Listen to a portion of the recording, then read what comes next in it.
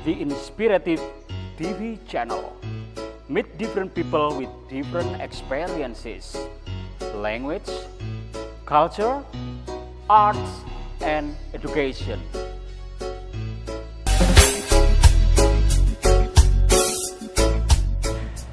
Oke, selamat pagi semuanya mahasiswa saya. Ini belum siap ya, kita online, habis ini kita ngajar atau proses pembelajaran kita lewat Zoom. Seperti yang Zoom yang sudah kita buat, dan kita akan belajar mengajar selama setengah jam. Siap? Ya, yang setengah jamnya saya akan pindah ke tempat lain karena saya ada jam ngajar juga di tempat lain. Saat ini COVID, kalian semua juga tak kasih tugas setelah setengah jam ini saya kasih tugas untuk harus dilakukan, dan itu harus koordinasi sama teman-temannya how to do your task. Oke? Jadi untuk saat ini saya mau mengajar, dan intinya saya mengajar bisa di ruang tamu, bisa di bawah pohon mangga, sesuka saya. Oh, kok bisa gitu, Mas? Loh, sekarang kan lagi pandemi, Mas. Jadi saya mengajarnya online. Sementara HP saya sudah bisa connect sama internet. Terus mengajar saya bisa melakukan via Zoom, via Google Learning, bisa Facebook, bisa WhatsApp. Oh, gitu. Terus biasanya kan kalau online itu ada mahasiswa atau siswa yang kadang cuman absen saja, itu gimana untuk mengatasi siswa yang seperti itu biar tertarik ikut pembelajaran kita, itu gimana, Mas? Ya, ada kontrol dari mahasiswa atau misalnya di SMK atau SMA itu ketua kelas yang harus melaporkan giving report about their action for all students at school or at the campus. Oh, jadi terkontrol ya, Pak? Terkontrol. Pasti mengikuti. Ya. Terus dari situ juga ada interaktif, gak hanya cuman absen dok. Terus nanti kan saya panggil di situ kan, ada pertanyaan di WhatsApp, dia langsung jawab, kayak gitu. Oh, jadi tetap ya, Pak? Tetap proses belajar mengajar tidak harus berhenti walau apapun yang terjadi. Seperti COVID itu kan kita harus isolasi diri, kita harus gak boleh berkerumunan, seperti itu. Saya kira kalau COVID Pak Ali berhenti mengajar. Of course not. Kalau aku berhenti mengajar, automatically aku juga gak dibayar, aku gak dapat cuan. Berarti pandemi tetap jalan ya, Pak? Tetap jalan, ngajar tetap. Kadang-kadang aku ngajar gak mandi gak apa-apa karena kan gak kelihatan gitu. Oh gitu ya, Pak? Enak mana menurut Pak Ali, ngajar di musim pandemi atau tatap muka? Sebetulnya aku lebih suka pandemi deh. Oh gitu ya? Ya, kenapa gitu, Pak? Ya karena kan aku ngajar bisa di mana aja, anywhere, everywhere I can teach. Oke, ini ada pertanyaan Pak Ali.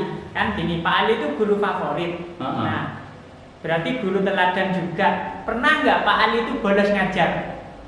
Kalau itu sih pernah, Mas. Karena kan aku kadang-kadang benturan di satu tempat sama tempat lain, itu benturan.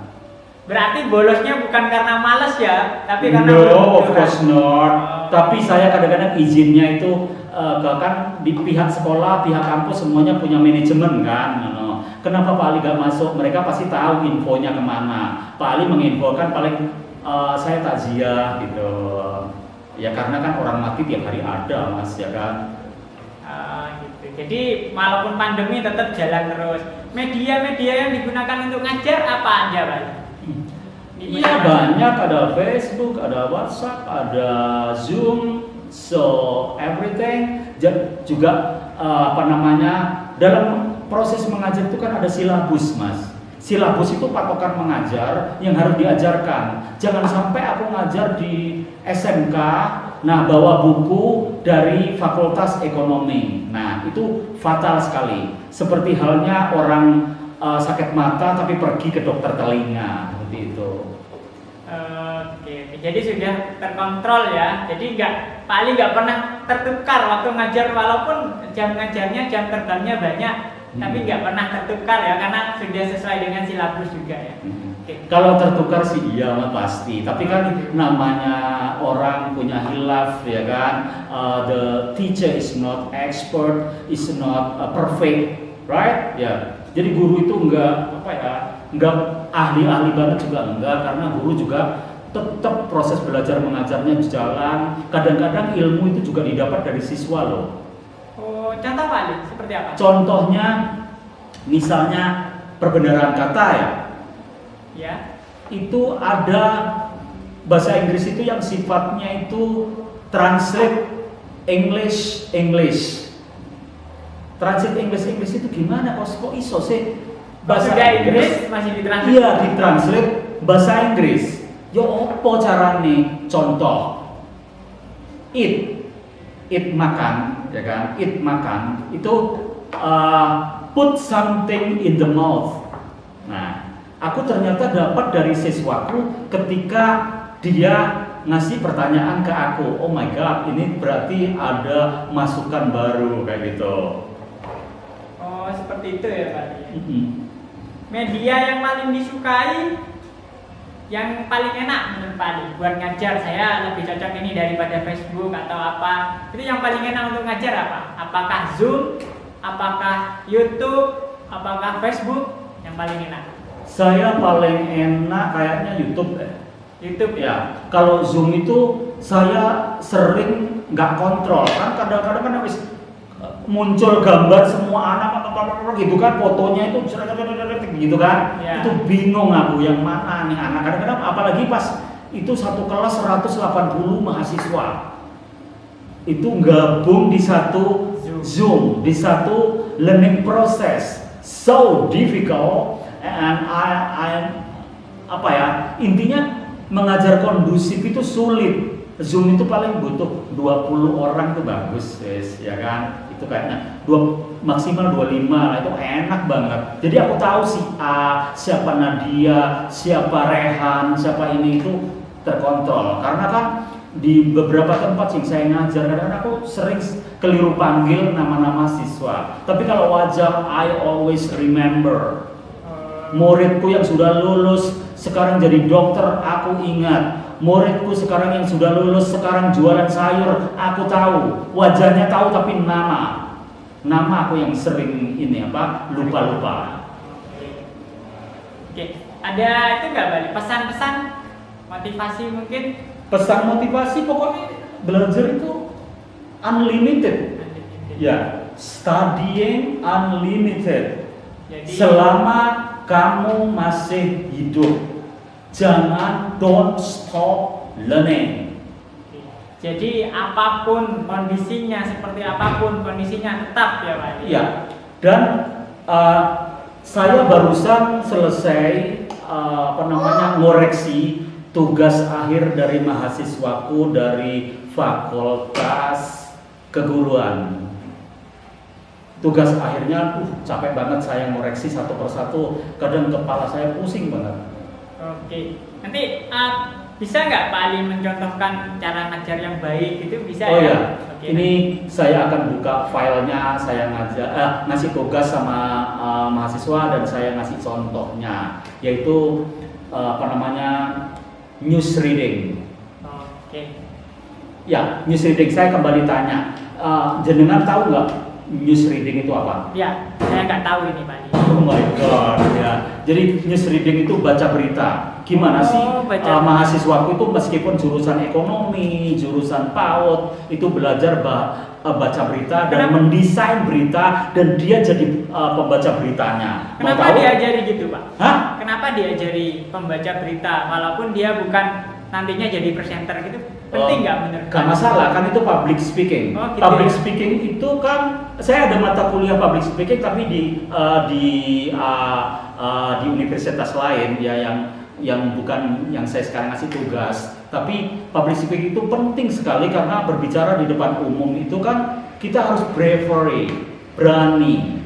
We brave to face all audience. Kayak misalnya jenengan jadi pembicara, jenengan jadi Pak Lurah, jadi Bu Lurah, mau nggak mau harus pintar ngomong, ya kan? Jadi Pak Camat mau nggak mau harus bisa ngomong, nggak harus pinter, tapi kan tertata, terdesain, harus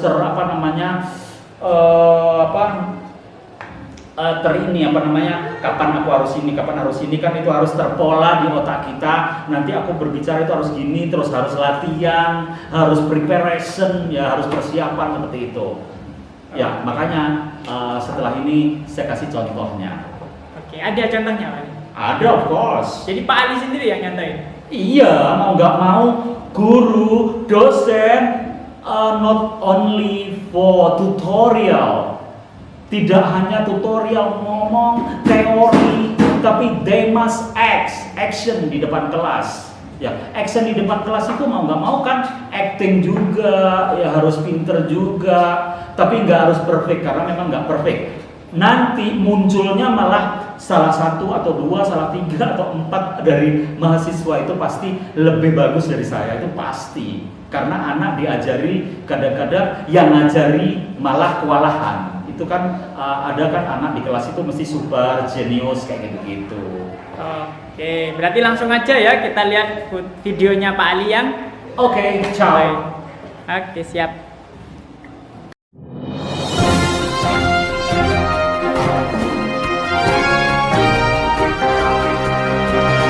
Good evening viewers, I'm Ali Mustafa. Now the 1st of January 2021.